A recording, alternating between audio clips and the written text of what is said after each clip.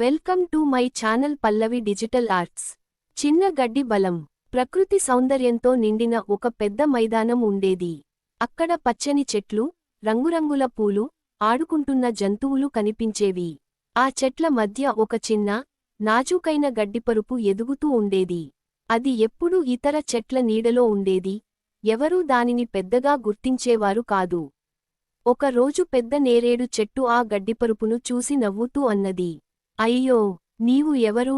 నీ ఎత్తు చూస్తే చిట్టి చీమ కూడా నిన్న మింగేస్తుంది. నీ ఉనికి ఈ అడవిలో ఎందుకు? పక్కనే ఉన్న మరొక తామర చెట్టు తలూపుతూ అంది, నిజమే, నీలాంటి వాడి వల్ల అడవికి ఉపయోగమేంటి? చిన్న గడ్డిపరుపు ఏమీ అనలేదు. కాని దాని మనసు బాధపడింది. అయినా అది తిట్లకు బాధపడకుండా తన పని తాను చేసుకుంటూ ఉండిపోయింది. నన్ను ఎవ్వరూ గుర్తించకపోయినా నేనొక రోజు నా విలువను చూపిస్తాను అని తనలో తానే చెప్పుకుంది. అలా కొన్ని నెలలు గడిచిపోయాయి. ఒక రోజు ఆ మైదానంలో ఒక్కసారిగా భారీ తుఫాను వచ్చింది. గాలులు ఉగ్రరూపం ధరించాయి. విద్యుత్ మోగింది. వాన ఉరుములతో కురిసింది. చెట్లు ఊగిపోయాయి. కొమ్మలు విరిగాయి. కొన్ని చెట్లు పూర్తిగా నేలకొరిగాయి. పెద్ద పూలు కూడా నేలపై పడ్డాయి. అయితే ఆ తుఫానులో చిన్న గడ్డిపరుపు మాత్రం నేలమీదకు అతుక్కుపోయి నిలబడింది. దాని స్థిరత్వంని తుఫాను వణికించలేకపోయింది.